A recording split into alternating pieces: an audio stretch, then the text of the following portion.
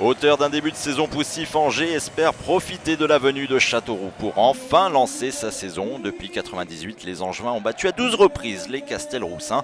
La 13e victoire est peut-être pour ce soir.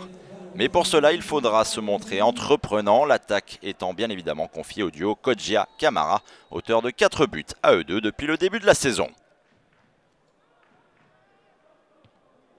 Angers est donc plus menaçant en attaque avec cette bonne frappe, sortie finalement par Landry Bonnefoy. Et le SCO continue toujours autant de loin et en puissance. Mais le portier n'est pas inquiété. Toujours pas en tout cas. Nouvelle frappe à l'entrée de la surface. Et Landry Bonnefoy, encore une fois, parvient à détourner le ballon. Le portier est sollicité à de nombreuses reprises. Mais ça pêche complètement dans la finition du côté d'Angers. Les Castelroussins tentent alors de réagir. Et regardez cette remise de la tête de Sébastien Roudet. C'est intelligemment fait pour son coéquipier Nasser Chamed qui reprend devant le but. Ludovic Butel est battu et les carences défensives entrevues lors des premières journées se confirment une nouvelle fois pour le SCO. Romain Delpech renvoie donc les deux équipes au vestiaire et c'est bien Châteauroux qui mène 1-0. Petite surprise du côté de Jean-Bouin.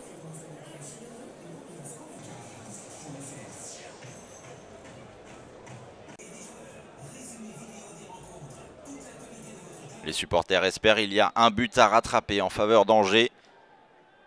Sachant que Châteauroux n'a plus gagné à l'extérieur en Ligue 2 depuis 8 journées cumulées sur la saison précédente. Est-ce que la série sera-t-elle enfin rompue ce soir? Châteauroux repart à l'attaque et de loin avec cet énorme missile qui trouve le petit filet. Les Castelroussins se montrent une nouvelle fois dangereux mais ne trouvent toujours pas le cadre. Et pourtant ils vont avoir nettement les occasions pour faire le break. Mais quelques petits ratés compliquent leur mission. En face, Angers se rattrape. Et Angers est connu pour être efficace dans le dernier quart d'heure. La preuve une fois encore, Abdoul Camara reprend haute altitude ce centre venu de la droite pour égaliser un but partout. Stéphane Moulin pousse alors ses joueurs à redoubler d'efforts. Mais ces derniers vont se montrer maladroits dans la construction du jeu. Et malgré quelques dernières occasions, la fin de match est poussive.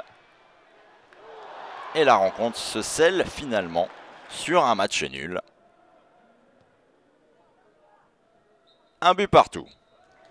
Toujours pas de victoire en 9 matchs à l'extérieur donc pour Châteauroux qui tentera de se rattraper à domicile lors de la 5e journée face à Orléans.